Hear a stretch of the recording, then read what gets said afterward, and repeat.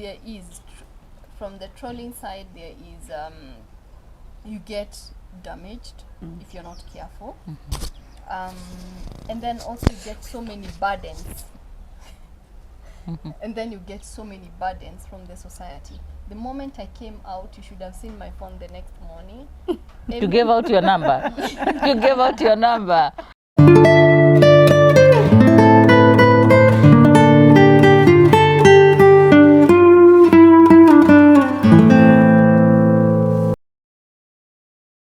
Assalamu alaikum wa rahmatullahi wa barakatuh. Welcome back to my YouTube channel. It's your girl Saida Ahmed Rashid. By my side today, I have two beautiful guests. But first of all, there's one person that her story really inspired me and I decided to look for her. The reason behind this, the story she shared, really it's something that is happening in my community, Somali community. Let me take this opportunity to invite my both beautiful guests. Karibuni. Asante. Please kindly introduce yourself. Okay. Yeah. My name is Redempta Mwikali. I'm an author, I'm a storyteller. I'm really passionate about people's stories, and I have met these two wonderful people we've met in another channel, and their stories relate to my life and the things that I do. So it's good to be here. Welcome. You Yes. too, please. And I'm Jerry Kabiru. I am an artist. I craft functional type of art where I take waste material and then turn into beautiful pieces, tables, chairs, everything. And out of that, whatever I make, I'm able to train teenage mothers on the side because I was a teenage mother. Wow. Teenage mother. Kindly, can you tell us exactly what do you mean by teenage mothers or teenage mother? Teenage mother. Yeah. Girls who have had children when they are 19 years and below, and you have given birth, natural birth, not natural. You brought a Yes, a you human pushed being, something. something, Yes. a human being into this world. Then you're referred to as a teenage mother because you're still a child having a child. Is there a danger in you sharing your story about being you actually got married very young? Yes. You got involved with a relationship with a man when you were very young, Yes. which is not uncommon among the Somali who marry Yes. very young. Yes. But for you, it was unique because you lived in Nairobi. Yes. And you've shared in your story, probably you can tell us what was the driving factor for you to, because nobody forced you, what drove you into the arms of a slightly older man? Yes. As a teenager. And how old were you when you first engaged with him? When I met him, I was 16 years old, Wow. just in Yes. high school. And my driving force was poverty. And I mean poverty, there's so much description about poverty, it's just a lack. This person provides you with basic needs that you need as a girl, from sanitary towels to food, to giving you security, to making you feel like, the future is bright, I have someone to take care of me.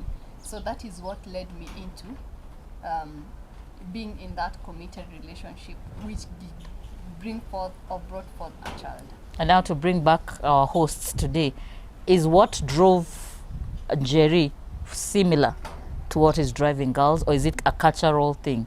What is driving girls? What do you think is a root cause of teenage pregnancies in your community? As Njeri just said, is all about poverty. And I was going back to Njeri to ask her exactly what do you mean by poverty?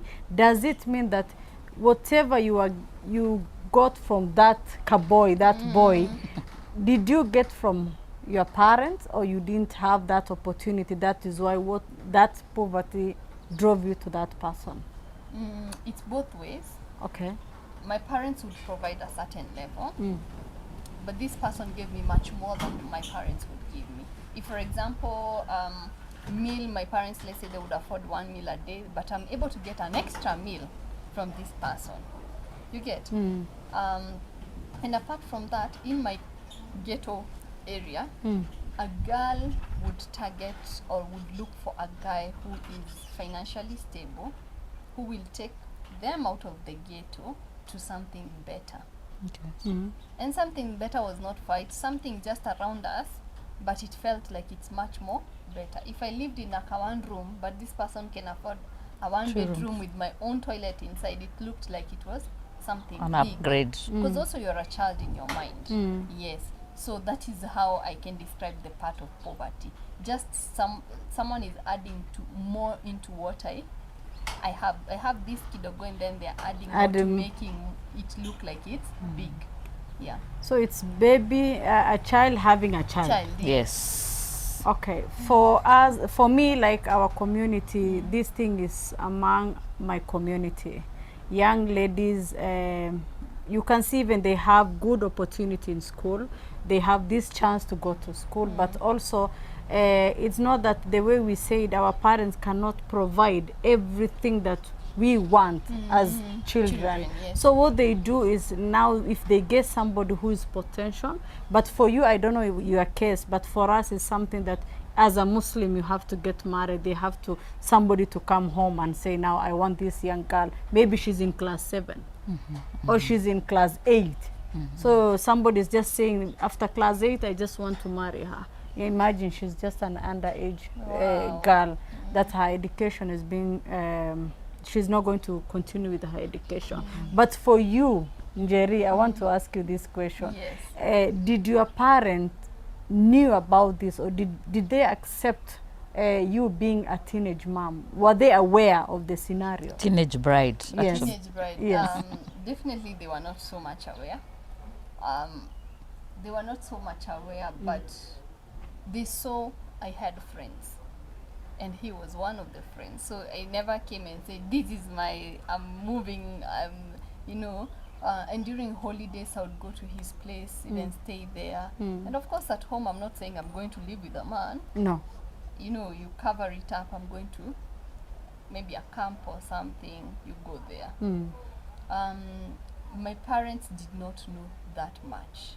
That it's not a voluntary thing. Chukweni msichana wetu, no. No. The moment I got pregnant is when I told him, go and tell my parents. Go tell my mom that they had met, but they knew this was just a friend. So go tell my mom that I'm having a child. And that's what he went. He went and told my mom. My mom told my dad. I do not know how they reacted, because I couldn't pick their calls for like a month or two. And then one day I picked the call, there was nothing bad. And then in my culture, when someone is pregnant, you do not, you're not supposed to harass them. Okay. Yes, so that kind of protected me. So by the time I'm picking their calls, they're not, they should Shouting not, at you. Yes, they You can are shout. safe. Yeah, I'm safe. And I kind of knew that. By this time, they are not supposed to shout at me in cultural aspect. Had you already left school by this time? Yes. So now my question is to the two younger ladies. I always look at myself because it's a channel, but I have a right to ask questions. And my question is, do our stories define us, your viewers? You can give us feedback. Do we have the danger of one story, one storyline beginning to define us? So we know Saida has shared a story of how also she was in a situation in our relationships, and now she has shared, so I want both of you to give me feedback, and for our viewers also to give us a feedback. Is there a danger of there just being this one-sider who has been on social media about this aspect and then losing out on who Saida is and who Jerry is? So both of you give me your experiences with the trolling, with the shaming of after coming out, because you had so many things about your life you would have chosen. Why did you choose this one that had that capacity to start a fire? Mwenye show kwanza. The show is mine, but I will give Njeri as mine. Apambane na hiyo. Nitaacha Njeri aanze because yeye ndio guest nimemwalika hapa. Start and then I will continue with mine. So of course there is from the trolling side, there is you get damaged if you're not careful. And then also you get so many burdens. And then you get so many burdens from the society. The moment I came out, you should have seen my phone the next morning. You gave out your number. You gave out your number. I was clever enough not to give out my number. I gave email You and gave your Facebook. number. Yes, I gave my number, and you should have seen messages. Some were very congratulate him. Tunajua Yes. unatoka wapi. Like, thank you for telling this. It's an encouragement. There's a mother who wrote to me and told me, because of your story, I think I'll be able to walk with my daughter Wow. to her giving birth and also taking her back to school. I was furious before this. Wow. You know, Those were that is- positives. Positive, yes. And then you get this story of you are just a prostitute or you Oh are a my young goodness. child. What were you doing? With having men. sex with a man. Are we allowed to say those things in your show? Oh, Those yes, words? yes, Yes. yes. We have to Because- educate them. No, we need to educate our people. This society, people hide a lot of things, but remember, the children of this century, they know Know more, everything than than us. Yes. So So you are continue. labeled for having a man at your young Having age, sex. and then now you go and give a Having story. sex. Oops. Having sex at a young Yes. age. That is one thing I got a lot in my inbox. And I have no words because it took some days for me to understand. But the point you're saying, yes, this can start defining you. For me, I am very clear that this is a ministry. It is not who I am.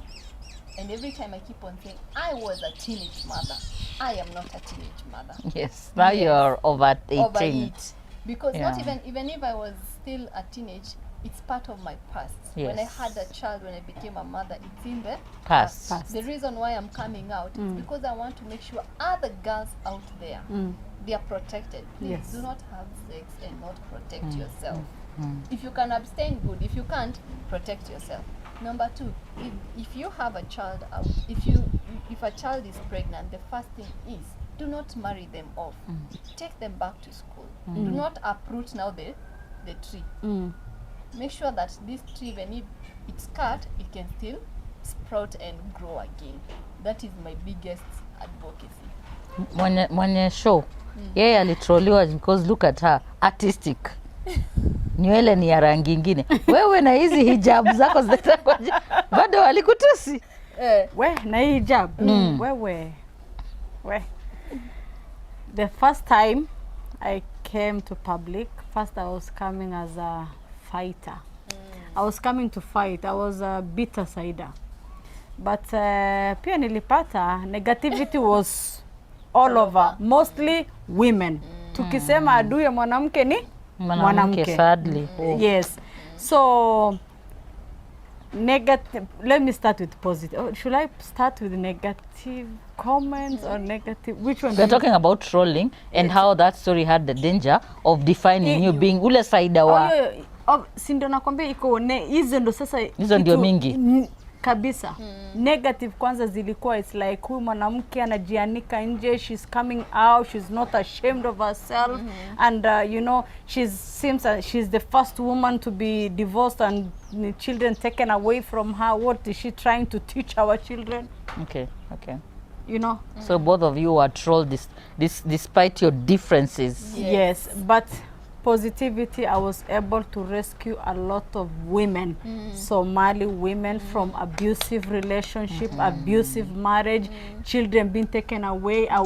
Even if I'm fighting my own demons, I succeeded helping people to go from court to court, process until today. There's a lady who is very happy with her 7 children, a Somali lady. Wow. From my county, and I'm very happy of that.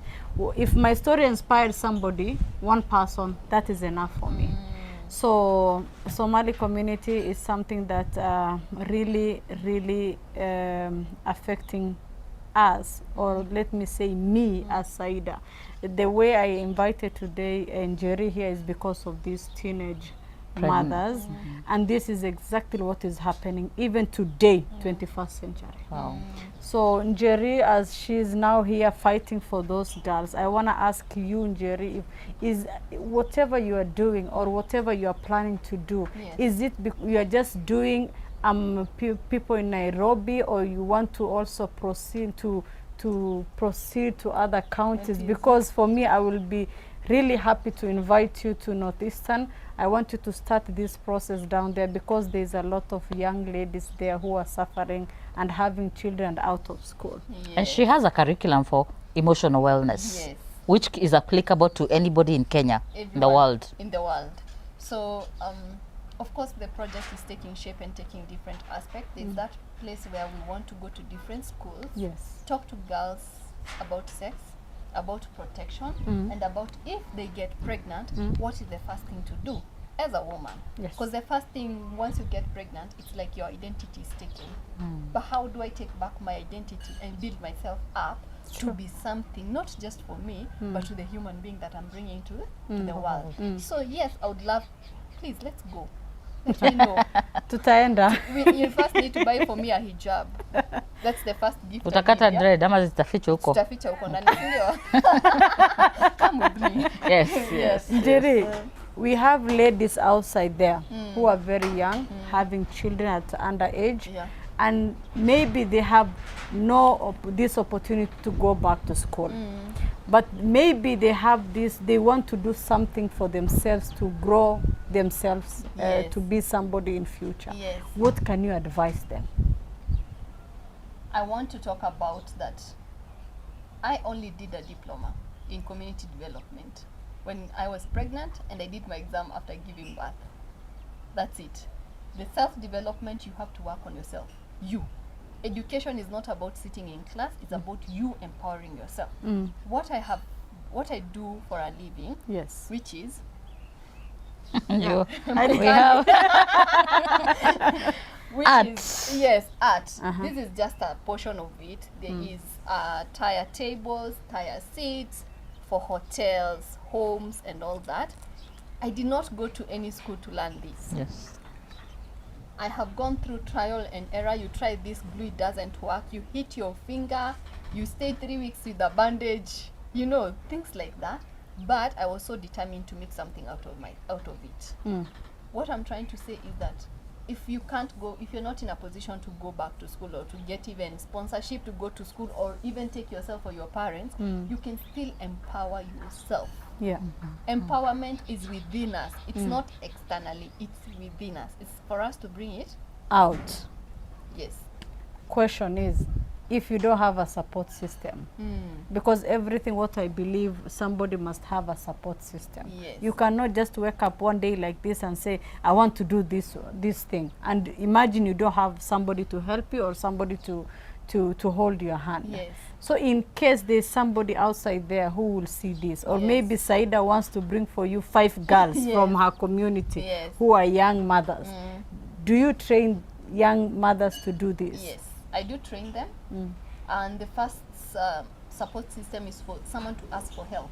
So if you do not have a support system out there, ask for help. Reach out. Inbox any of these women seated here. In the era of social media, there is so much ways to. You can even go to Connect. Google organizations that help young pregnant women. Yes. It's easier than it used to be. In my days, But Redemptor, Yes. you forgot one thing. yes. These NGOs, they are just there. Let me tell you the fact. My fight with NGOs is a whole other show. Story. Because I think anybody who comes from a poor community, like she grew up in the slums of Nairobi in the city, Yeah. and you come from a marginalized community, Yes. and I worked in the era of HIV/AIDS, we know just how much the NGOs have never changed anything. The poverty levels have remained the same. So anywhere there's a lot of poverty, I call them cradles of NGOs. Kibera has more NGOs than anywhere else in the world. You go to Turkana because of famine, there are more. So we don't want to do NGOs. Is there a way you can use we can use our personal stories, Yes. like what Njeri is doing, so that she's not looking for aid from abroad? No. Yes. What she's looking for is customers. Yes. So when you buy products from Jerry, it means then she can sponsor from her proceeds. She's a very smart woman. She knows how to do business. She likes a good life, soft life, because Yes. she ran away from the baby slum. girl.